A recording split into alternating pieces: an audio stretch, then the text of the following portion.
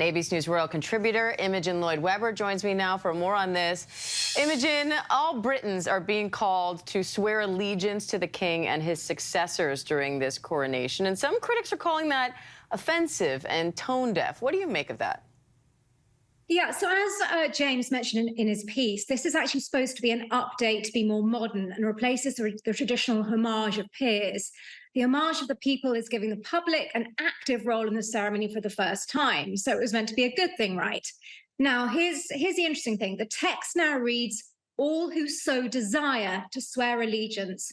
And look, not everyone will. And King Charles III is very much aware of this. He knows what he's been walking into. He's been preparing for this role for 70 years. And he knows that the situation is tricky. He knows the situation is tough out there. It's why he's been talking of his vision of a slimmed down monarchy for decades, it feels like. Look, currently King Charles is a figurehead to a third of the world via the Commonwealth. He's head of state in 15 countries. How much longer will that last? He's realistic that times have changed. We all know that. It's a different terrain for the family to navigate. So, Imogen, being that the monarchy has been struggling to maintain relevance, how important is it for them to get these little details and sometimes big details right with this coronation? It's all in the details on some levels. I think you've also, though, got to remember that this is a big weekend of celebration, right? They've got a big bank holiday weekend. It's 3 days. And you never know, the closer that you get to it, the Brits sort of tend to get more excited about these things. So we shall see. But as I say, look, King Charles III is someone who's been very much tapped in for decades on how the country is feeling. He is aware that it's an uphill struggle. And look, there will be less interest around the world, even. In 1953, 100 million viewers in North America, i.e. basically every TV set in North America, tuned in to see Queen Elizabeth II's coronation. And that wasn't live, it had to be flown over. Now, we all know that all the networks know they're not going to have 100 million viewers on Saturday, and that's sort of a reflection of the changing of the times and the changing of the monarchy.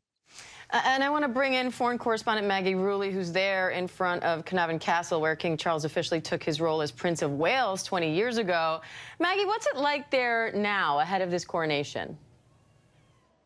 Hey, Diane. Well, the whole country is gearing up for this coronation, ready to celebrate. But there is something special being here in Caernarfon Castle. Like you said, this is the exact place where then Prince Charles was crowned as the Prince of Wales. That was 54 years ago in 1969. Diane, he actually was given the name Prince of Wales when he was just 9 years old. He was then crowned at age 20, but that means he's held this title for 6 decades, more than 6 decades, the longest of any Prince of Wales ever. So King Charles now has a really special relationship with this region, with Wales, the people of Wales. When he was here getting crowned as the Prince of Wales, as we've seen even on the Netflix show The Crown, he spoke the language. He's learned how to speak Welsh, speaking to the people here.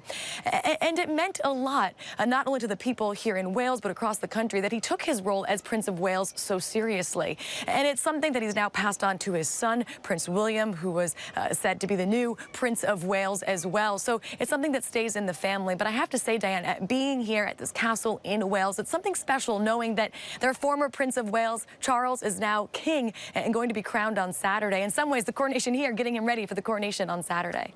And Imogen, we have to talk about Prince Harry, too. He will only be in the UK for about 24 hours for the coronation. He won't be there for the other events. He's flying back home for his son's birthday. So what does that say about the current state of the family's dynamics? Is this a testament to things not being great between all of them, or is this just someone trying to juggle 2 different family events like so many of us have?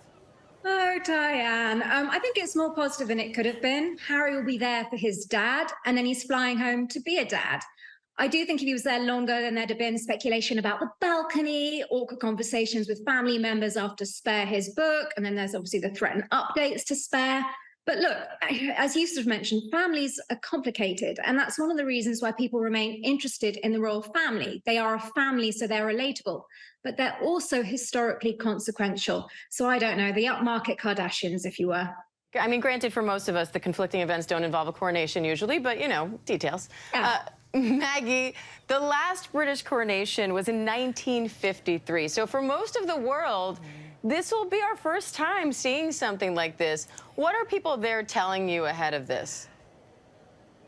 Well, I think that's what's so exciting, Diane, is that we're living through history. You know, people we speak to say the same thing, that a few of them may have been alive for Queen Elizabeth's coronation, but most of them, if they were very young. For the vast majority of people, this is a brand new era, the era of King Charles III. So being able to watch this coronation, to be a part of it in any way that they can, it's as if you're living through history. It's something you read about in books, in schools. You know, this is going to be the new era for the British monarchy. And I think it also throws into question, kind of like Imogen was saying, what does that new monarchy really look like? What does the future hold? It's changing so quickly. And when you look at this family in particular, you know, in 2023, the scrutiny on the royal family is different in a way that we've never seen before. Even looking at Prince William, the new Prince of Wales, many people are saying he most likely won't be crowned with a big ceremony like his father was here at this castle, simply because they're slimming things down. It's going to be maybe a toned-down monarchy in the future. So perhaps a glimpse of what we're heading towards, Diane.